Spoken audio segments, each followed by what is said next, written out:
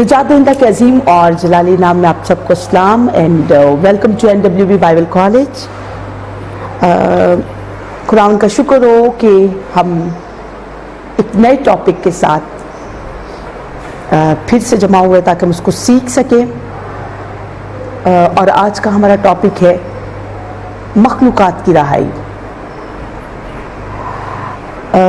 हम खुदावंद के कलाम में से सीखेंगे क्योंकि मैं अपना बताती हूँ कि शुरू से हम लोग यही सीखते आए हैं कि जानवर नापाक हैं, इनकी रूहें नहीं होती, और फिर अमूमन हम ये भी है कि हम इनको नापाक तस्वर करते आए हैं। और लेकिन हम कलाम में से सीखेंगे कि इन जानदार मखलूकात की क्या वैल्यू है खुदा के नज़दीक, या कलाम हमें इनके बारे में क्या बताता है, वो हम सीखेंगे। क्वेश्चंस है कुछ, वो ये है कि मखलूकात क्या हैं। नंबर एक, उसमें क्या क्या चीज़ आती, कौन कौन सी जानदार उसमें आते हैं। फिर खुदावंद की नज़र में मखलूकात की क्या अहमियत है। फिर क्या मखलूकात की रूहें हैं। उसके बाद क्या मखलूकात आसमान की बादशाही में होंगी। फिर मखलूकात खुदा के फर्जंदों के जलाल की आज़ादी में। और फिर हम देखेंगे कि खुदा के फर्जंदों का जलाल है क्या। फिर खुदावन की नज़र में मखलूकात की अहमियत।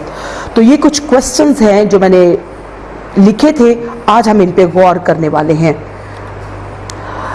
सबसे पहले हम शुरू करते हैं पैदाइश की किताब से।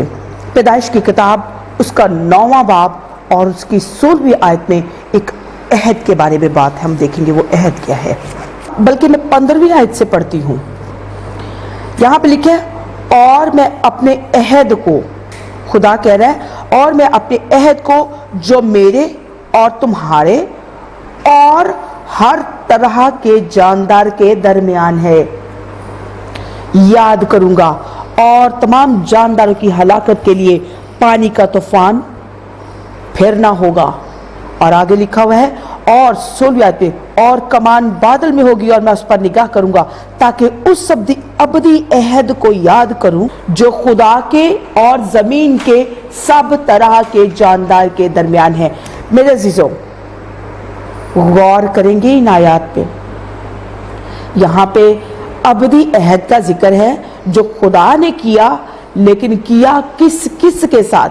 हम समझते हैं सिर्फ इंसान जो है वो अशरफुल मखलूकात है, इंसान ही सिर्फ खुदा की बादशाही में दाखिल होगा, खुदा सिर्फ इंसानों से बातें करता है, इंसान सिर्फ उसकी नज़र में इम्पॉर्टेंट है। लेकिन इस पैदाइश की किताब में इस आयत पे हम गौर करेंगे कि यहाँ पे क्या लिखा है, मैं उस अब्दी अहद को याद करूंगा जो खुदा के और ज़मीन के सब तरह के जानदारों के दरमियान है। और ज़मीन में सब तरह के जानदारों में वो तमाम जानदार आ जाते हैं जिनमें क्या है, जान है।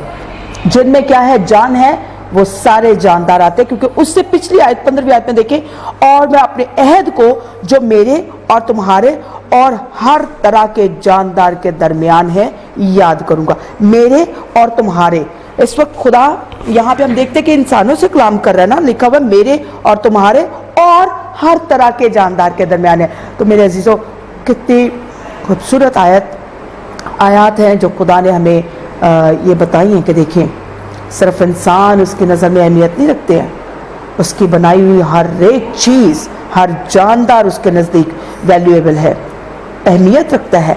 इसके बाद हम देखेंगे क्या मखलूकात की रूहें हैं।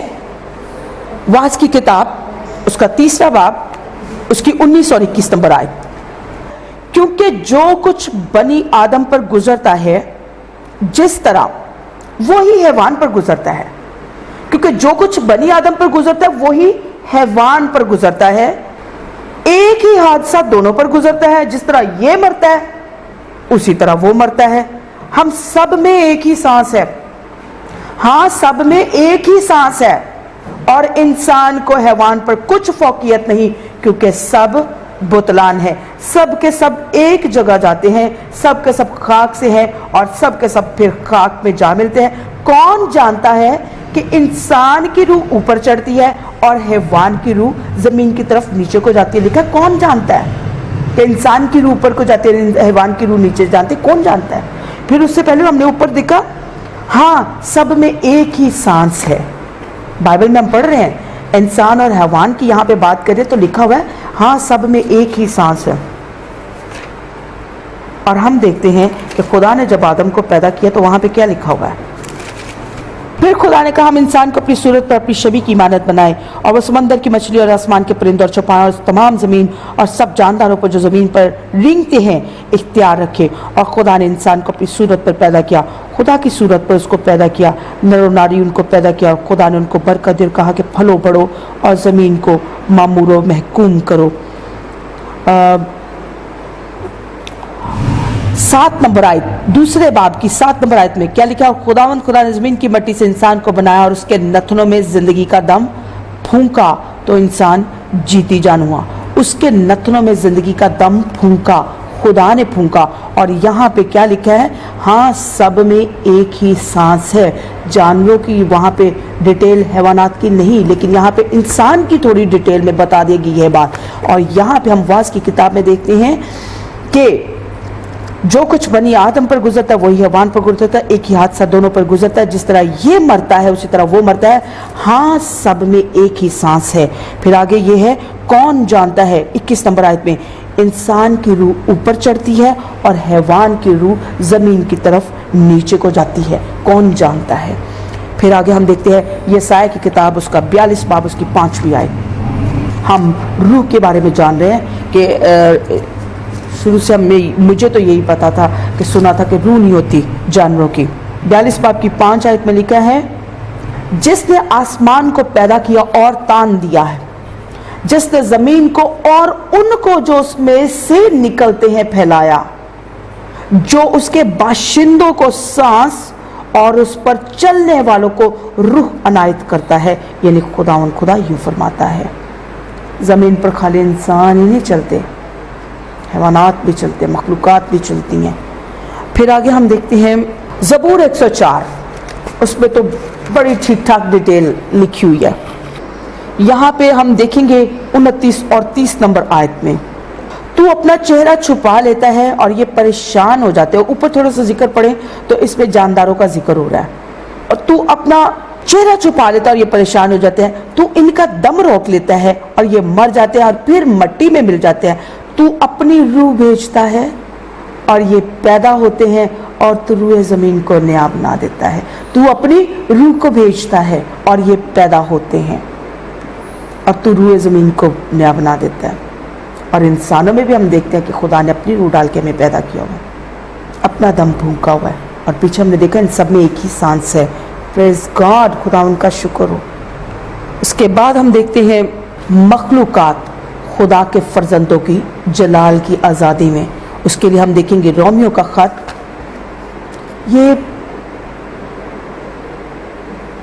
باتیں ہیں ہم ان میں دیکھ رہے ہیں کہ مخلوقات کی خدا کی نظر میں کیا اہمیت ہے اور ہمیں کیا بتایا گیا یا ہم نے کیا سیکھا ان جانداروں کے بارے میں. میں نے تو جو سیکھا تھا مجھے تو یہی تھا کہ ان میں روحیں نہیں ہوتی, ان کی کوئی ویلیو نہیں ہے, یہ تو ناپاک ہیں. رومیو کا خط اس کا 8واں باب اس کی 19 سے 21 نمبر آیت. کیونکہ مخلوقات میں تمام مخلوقات جن کو کہ خدا نے پیدا کیا ہے, مخلوق نہیں مخلوقات کا ذکر کیا گیا ہے. اور زبور 104 میں اوپر بھی لکھا تھا, وہ جو آیات ہم نے پڑھی ان سے تھوڑا اوپر مخلوقات کا ہی ذکر کیا گیا تھا. مخلوق نہیں مخلوقات, جس میں کہ ساری مخلوقات آتی ہیں. آگے ہم اینڈ پہ بھی دیکھیں گے, واضح ہو جائے گا. تو یہاں پہ ہم دیکھ رہے ہیں 19 نمبر آیت, کیونکہ مخلوقات کمال آرزو سے خدا کے بیٹوں کے ظاہر ہونے کی راہ دیکھتی ہیں, اس لیے کہ مخلوقات بطالت کے اختیار میں کر دی گئی تھی. ہم دیکھتے ہیں کہ جتنے چرند پرند حیوانات کو خدا نے جب آدم کو کہا تھا تو خدا نے کہا تھا کہ تو ان پہ اختیار رکھے گا. آدم کے اختیار میں دے دی گئی تھی نا ساری مخلوقات بطالت کے اختیار میں کر دی گئی تھی, نہ اپنی خوشی سے लिखा है ना अपनी खुशी से बल्कि उसके बायस से जिसने उसको इस उम्मीद पर बतालत के इख्तियार में कर दिया कि मखलूकात भी फना के कब्जा से छूटकर खुदा के फर्जंदों के जलाल की आजादी में दाखिल हो जाएगी। मखलूकात भी फना के कब्जा से छूटकर, जैसे हम सब भी फना के कब्जा से छूटकर हमने कहाँ जाना है? खुदा के जलाल में, अब्दी आराम में हमने दाखिल होना है। तो क्या लिखा है? मखलूकात भी फना के कब्जा से छूटकर खुदा के फर्जंदों के जलाल की आजादी में दाखिल हो जाएगी। अगर हम देखते हैं खुदा के फर्जंदों का जलाल है क्या, कहां से मिलेगा इनको, ये जलाल कैसे पाया जाएगा इनके अंदर? यूहन्ना की इंजील उसका 12वां बाब उसके 28 और 30 नंबर आयत में देखते हैं क्या लिखा है। 28 और 30 नंबर आयत में हम मखलूकात के बारे में पढ़ रहे हैं। मखलूकात की इंपॉर्टेंस क्या है, अहमियत क्या है खुदा की नजर में। 28 नंबर आयत में लिखा है, आए बाप अपने नाम को जलाल दे। हम जलाल के बारे में देखते हैं। अब जिस जलाल की बात की गई है ना, खुदा के फर्जंदों के जलाल की आजादी में मखलूकात भी शामिल होगी। हम देख रहे हैं कि वो जलाल है क्या। आए बाप अपने नाम को जलाल दे, बस आसमान से आवाज आई कि मैंने उसको जलाल दिया और फिर भी दूंगा। ये यीशु मसीह के बारे में बात हो रही है कि मैंने उसको जलाल दिया और फिर भी दूंगा। आगे हम देखते हैं रोमियो का खत उसका 8वां बाब और उसकी 17वीं आयत, वहां पे देखते हैं हम क्या लिखा हुआ है। जलाल की बात हो रही है। अब ये बात आ रही थी खुदा के बेटे यीशु के बारे में कि मैंने इसको जलाल दिया और फिर भी जलाल दूंगा। अब वो जलाल हम कैसे पाएंगे, या हमारे तक वो जलाल, हम उसके वारिस कैसे होंगे? हम देखते हैं। अगर फर्जंद हैं तो वारिस भी हैं। रोमियो का खत 8वां बाब 17वीं आयत, क्या क्या क्या लिखा है, क्या फरमाया जा रहा है? अगर फर्जंद हैं तो वारिस भी हैं, यानी खुदा के वारिस। वारिस कौन होता है? बेटा, जिसके पास बाप के सारे इख्तियार आ जाते हैं, उसकी जायदाद, उसकी हर चीज का वारिस होता है। तो हम क्या जलाल के वारिस होंगे? कैसे? अगर फर्जंद है तो वारिस भी है, यानी खुदा के वारिस और मसीह के हम मिरास। तो जो मिरास मसीह ने पानी है वो मिरास तो हमने भी पानी है। तो जो जलाल मसीह का है तो वो जलाल उसके बेटों का भी है, बशर्ते कि हम उसके साथ दुख उठाएं ताकि उसके साथ जलाल भी पाएं। जो जलाल मेरे अजीजों मसीह का है वो जलाल ही उसके फर्जंदों का है। और मखलूकात भी, रोमियो का खत 8वां बाब और उसकी 19 और 21 आयत, और वहां पे क्या जिक्र था? ऊपर हमने 17वीं आयत में पढ़ा, अगर फर्जंद है तो वारिस भी है, यानी खुदा के वारिस और मसीह के हमरास, यानी कि बशर्ते कि हम उसके साथ दुख उठाएं ताकि उसके साथ जलाल भी पाएं, ताकि उसके साथ क्या है? जलाल भी पाएं। अब जलाल हमें मिल गया, हमने पा लिया। अब वो जलाल मखलूकात तक कैसे मिल रहा है, कैसे पहुंच रहा है? लिखा हुआ 19 में, क्योंकि मखलूकात कमाल आरजू से खुदा के बेटों के जाहिर होने की राह देती है, इसलिए कि मखलूकात बतालत के इख्तियार में कर दी गई थी, ना अपनी खुशी से बल्कि उसके बायस से जिसने उसको इस उम्मीद पर बतालत के इख्तियार में कर दिया था कि मखलूकात भी फना के कब्जा से छूट कर खुदा के फर्जंदों के जलाल की आजादी में दाखिल हो जाएगी। अब ये जो जलाल मसीह ने पाया, जो जलाल उसके बदन, हम बदन लोग पाएंगे, जब उसके साथ हम बदन हो जाएंगे वही जलाल हम भी पाएंगे, तो उसी जलाल की आजादी में क्या है? मखलूकात भी जाहिर होंगी, दाखिल होंगी। ये मैं नहीं, ये खुदा का कलाम, हमने खुदा उनके कलाम में से पढ़ा है।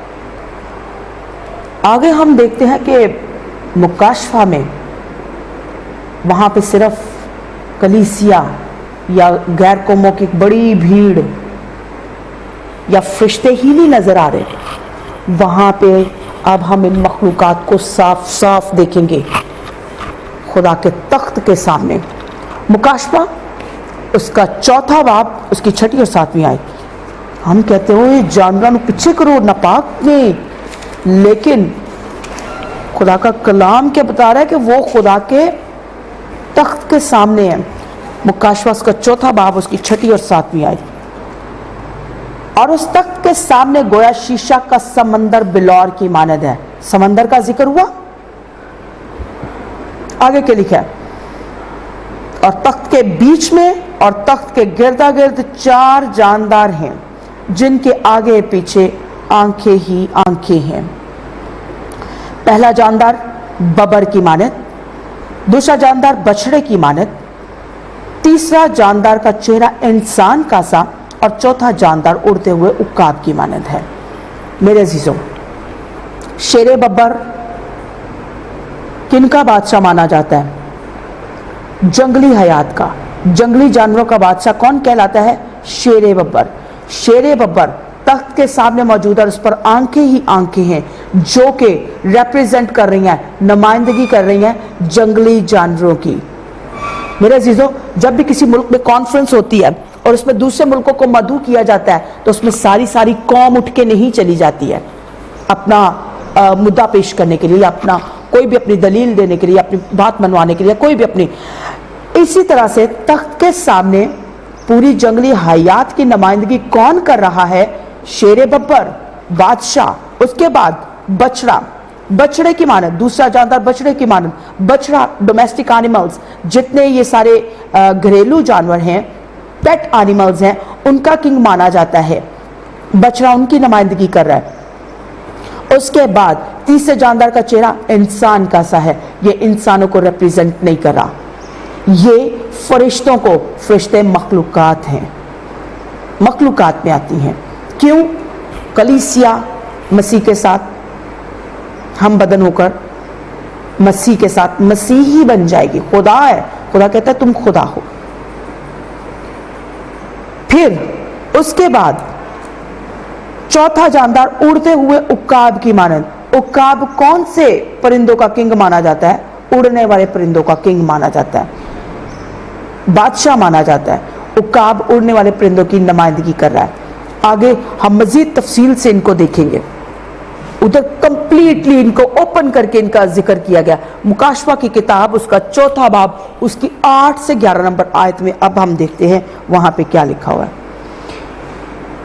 और इन चारों जानदारों के 6 पर हैं और चारों तरफ और अंदर आंखें ही आंखें, और रात दिन बगैर आराम लिए ये कहते रहते हैं कदूस कदूस कदूस। कौन कह रहे हैं? ये जानदार कह रहे हैं कदूस कदूस कदूस, खुदावंद खुदा कादिम मुतलक जो था और जो है और जो आने वाला है। और जब वो जानदार, इतनी इंपॉर्टेंस है उनकी, जब उन जानदारों ने कुछ बोलना है तो फिर बुजुर्गों ने गिर कर सजदा करना, क्या लिखा है? और जब वो जानदार उसकी तमजीद और इज्जत और शुक्रगुजारी करेंगे। कौन? वो जानदार। तो वो 24 बुजुर्ग, 10 नंबर आयत में लिखा है, तो वो 24 बुजुर्ग उसके सामने जो तख्त पर बैठा है गिर पड़ेंगे और उसको सजदा करेंगे जो अब्दुल आबाद जिंदा रहेगा, और अपने ताज ही कहते हुए उसके सामने, उस तख्त के सामने डाल देंगे, क्या है हमारे खुदावंद खुदा, तू ही तमजीद और इज्जत और कुदरत के लायक है। क्योंकि क्यों इज्जत और तमजीद के लायक है? क्योंकि तू ही ने सब चीजें पैदा की और वो तेरी ही मर्जी से थी और पैदा हुई। बगैर मर्जी के खुदा ने इनको जानवरों को पैदा नहीं किया, और ये नहीं है कि उसने पैदा करके इनको जलील होने के लिए मखलूकात को छोड़ दिया, हरगिज नहीं। उनकी बड़ी वैल्यू है, उनकी अहमियत है, क्योंकि वो खुदा की मर्जी से थी और पैदा हुई। आगे मुकाशवा उसका 5वां बाब और उसकी 13 से 14 नंबर आयत में हम अब खुलासा देखते हैं इनका। 13 से 14 नंबर आयत में क्या लिखा हुआ वहां पे? फिर मैंने आसमान और जमीन, आसमान और जमीन के नीचे की, आसमान जमीन और जमीन के नीचे की और समंदर की सब मखलूकात को, यानी सब चीजों को जो उनमें है, ये कहते सुना कि जो तख्त पर बैठा है उसकी और बर्रा की हम्द और इज्जत और तमजीद और सल्तनत अब्दुल आबाद रहे। और चारों जानदारों ने आमीन कहा और बुजुर्गों ने गिरकर सजदा किया। मेरे अजीजों, खुदावंद का शुक्र हो कि हमने इस बात को जाना, बड़ी डिटेल से हमने ये पीछे ये भी देख लिया मखलूकात है क्या, उसमें कौन कौन चीजें आती हैं मखलूक। और फिर खुदा का अबदी अहद भी हमने देखा कि वो लिखा है कि जमीन के तुम्हारे और सब तरह के जानदार के दरमियान है। फिर हमने देखा इनकी रूहों के बारे में, उनकी डिटेल हमने जानी। फिर اب یہاں پہ ہم دیکھ رہے ہیں کہ مرنے کے بعد واز کی کتاب میں دیکھا تھا سب کے سب ایک ہی جگہ جاتے ہیں، اور یہاں پہ خدا کی بادشاہی میں عبدالآباد جہاں پہ خدا نے رہنا ہے، جہاں اس کا تخت عبدالآباد رہے گا، عبدالابدی زندگی میں بھی ہم دیکھتے ہیں کہ جاندار وہاں پہ ہیں، اور پوری ڈیٹیل میں لکھ کے بتا دیا گیا ہے۔ پھر میں نے آسمان اور زمین کے نیچے کی اور سمندر کی یعنی کہ ساری آبی مخلوقات کا ذکر ہے، سمندر کی سب مخلوقات کو یعنی سب چیزوں کو جن میں ہے یہ کہتے سنا کہ جو تخت پر بیٹھا ہے اس کی اور برہ کی حمد اور عزت اور تمجید اور سلطنت عبدالآباد رہے۔ اور چاروں جانداروں نے آمین کہا اور بزرگوں نے گر کر سجدہ کیا۔ میرے عزیزو، خداوند کا ہم شکر ادا کرتے ہیں کہ میں اپنے لیے بہت شکر گزار ہوں خدا کی کہ میں نے اس بات کو سمجھا، کیونکہ میں سمجھتی تھی کہ ان کی کوئی امپورٹنس نہیں ہے۔ دیکھیے اکثر جانوروں پہ ظلم ہوتا ہے تو لوگ کہتے ہیں کچھ نہیں ہوتا، اگنور کر دیتے ہیں کہ جانور ہے، خیر ہے، اسی لیے پیدا ہوا ہے۔ لیکن کیا ہم نے پڑھا تھا مخلوق اپنی مرضی سے نہیں بلکہ اس کی مرضی سے بطالت کے اختیار میں کر دی گئی تھی تاکہ فنا کے قبضہ سے چھوٹ کر خدا کے فرزندوں کے جلال کی آزادی میں داخل ہوں۔ ان کی امپورٹنس ہے، ہر چیز جو خدا نے بنائی ہے اس کی ایک امپورٹنس ہے، اس کی اہمیت ہے، کیونکہ بزرگ کیا کہتے ہیں مکاشفہ کی اس میں کتاب میں، کیونکہ یہ سب چیزیں تیری ہی مرضی سے تھیں اور پیدا ہوئی۔ خداوند کا شکر ہو، خداوند کے نام کی تمجید ہو، خداوند آپ سب کو کثرت سے برکت دے۔ گاڈ بلیس یو آل، آمین۔